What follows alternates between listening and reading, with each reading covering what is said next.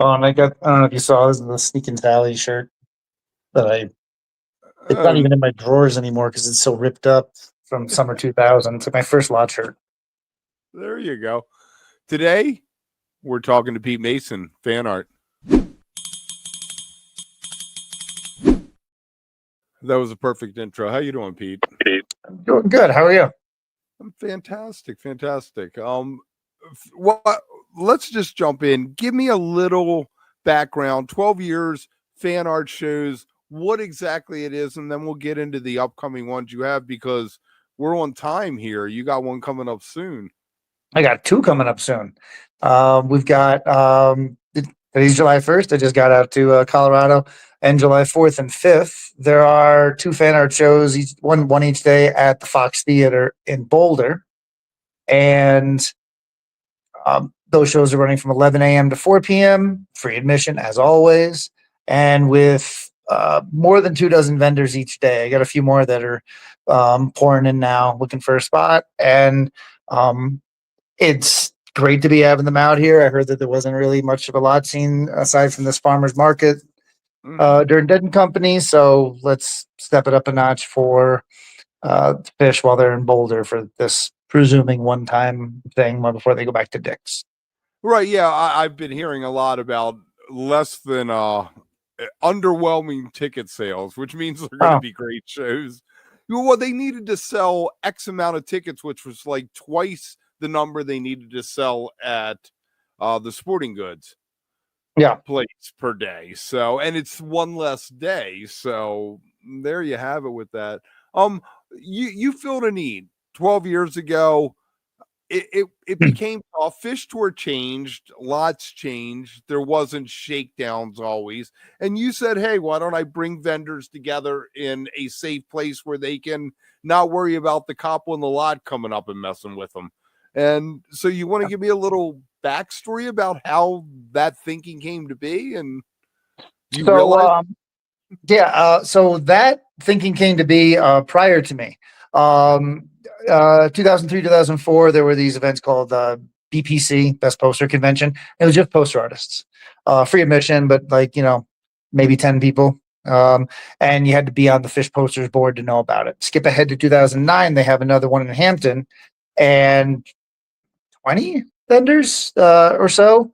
I was a part of it. It was where we had the first on tour on sale of fan art, the Art of the Fans of Phish book.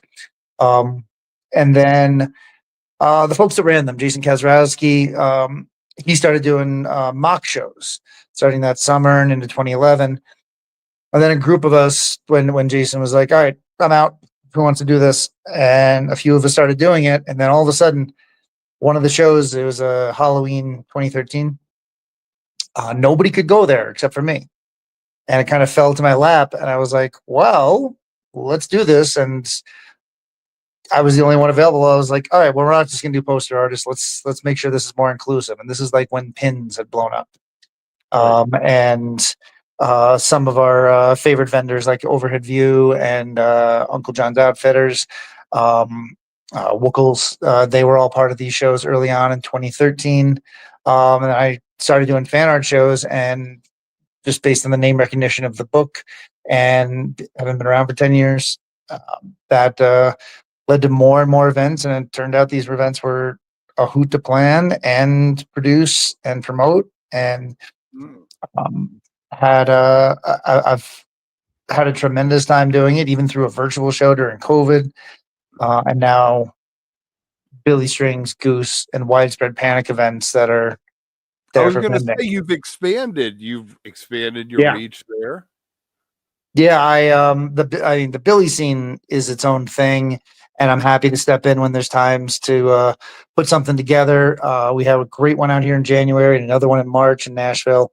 Goose has its own fan base, and their style of art is a little smaller than our scene or Billy's. And Panic has been around for almost as long as Phish, and their scene thrives.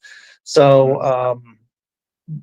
Actually having a Panic show the other day. We had the 69th fan art show was just this past Saturday out here in Golden, Colorado, and I am thrilled about that. I'm bummed I couldn't have been at that one, but 70 and 71 are coming up this weekend in Boulder. Right. So no Dead and Company. No, they're running their own thing, setting up in Golden Yeah, Gate of course Park. they are. Of course. Yes, I mean they'd have to have something, but being in a public park doesn't look like it'll be anything after the show. So San Francisco's the other side of the country for me. I don't need to dabble in that. You So don't need to dabble over there, yeah, right? There's a couple I can great get to the after shows. Rockies and Vegas, of course. Right. There's a couple great after shows. Graham Lesh has his thing. A guy Mitch Yeah. Stein and JGB, Mhm. Jerry's Golden Band, whatever Melvin calls that, are going on afterwards. That's fantastic. So do you think it's too much to run down who's going to be at the Boulder show, maybe, so people have a little taste of the different things? Not all. Yeah. I mean, not. I don't want you to favorite anybody, but you know what I'm saying. No, it's good. There's actually quite a few, and I'd have to be looking on my phone and falling off a call. So let me just take a quick look because I got a little bit of this laid out already. So between these days, there'll be a couple things that I can share here in terms of artists that'll be there. So first of all, the Mockingbird Foundation will be there on the 5th with a selection of the prints. They'll also be inside Folsom Field, set up in there on the 4th with these prints. You can pick them up there with a tube and support music education. Lot regulars like Outcasty, New Springfield Boogie, Overhead View, Fred Sutter, and Tila Designs. He's got great designs for women, great handmade stuff, and he's a Colorado artist. Other Colorado artists we have is Peak to Peak Boutiques, I think is the name. And that Eric has been doing this for decades, and I was thrilled when he reached out to me to join the show, and I'm like, yes, this is perfect. A couple of folks selling hats, hemp hats, and touring hats. Sets by Scotty. If you know Scotty Fuller, he makes these great wooden set lists of shows that you've been to. Sound Tribe, Phish, Dead and Company, others. He'll have a great array of it. I was floored when I first had him at a show in, I think it was Broomfield in 22 for Billy Strings, and I knew what he was selling before we got to the show, and then I got there and I'm like, oh my god, this is Really this is cool. incredible. It's unique. It's nobody's going to give you a hassle. So I thought that was great, and he seems to sell out of them. We've also got Baba Cool coming in. Animus Depot, Colorado thing. Tail Feathers.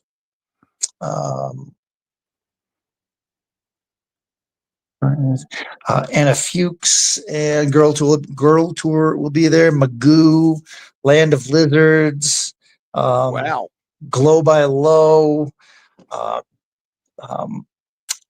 Purple Turtle, Amy Safner, Glass, Little Fans. They're going to be there, and as well as a couple of authors that have a couple of Phish inspired books, as well as their own nonfiction that they've written.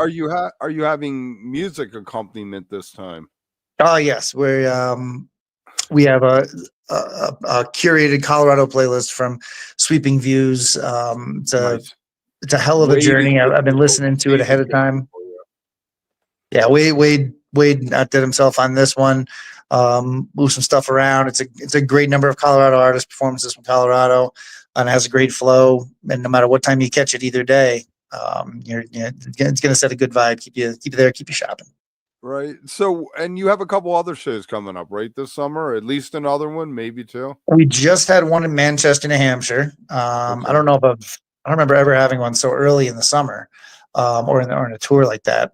But that went great. And then there's just these two shows. Okay, so this is because it for the summer, right? Yeah, this is it, and I'm kind of excited about it because I get to enjoy Forest Hills and SPAC after this, not have to worry about setting anything up, and Right. the lots are going to be great the rest of the summer. Everywhere is welcoming to varying degrees. Right. Where am I finding more information? Go to phanart.net. Everything's updated there. And if you look on Instagram for FanArt, Okay. You'll see some of the exclusive items that'll be on sale there. There's a few extra things on the website, so make sure you check that out as well. All right. There's a lot of um, there's going to be a lot of great clothing and Colorado inspired work that is going to be found at these two shows. I've been to two, the Atlantic City in 21 and when you had Wook Plus at both of these and in Madison Square Garden in that place they tore down. Stewart Hotel. Yeah, the Stewart No, Hotel where everyone got COVID. I'm convinced everyone. Yeah, got the Stewart. Yeah, the Stewart's still there. Thankfully, it's R.I.P. Hotel 10. But yeah, I'm pretty sure there was something going on in the Garden. By night 4, It was ugly. It was. I never tested positive, but I felt like poop for like 3 weeks after that. Yeah. So it was weird to go from spring break. I think my wife and I were on spring break out of the country, and then we come back, or we were down in Florida, came back, had Phish, and then basically had a week off being sick from COVID because, exactly. All right, we're going to put lots of links. We're going to put lots of links down in the bottom. Hang on for a minute so we can make sure everything uploads. If you're watching this later, leave a comment. If you go to the show, let us know what your favorite vendors are, what things look like. Think about like and subscribe, and think about becoming a member because we got lots of exclusive content. We'll see you soon.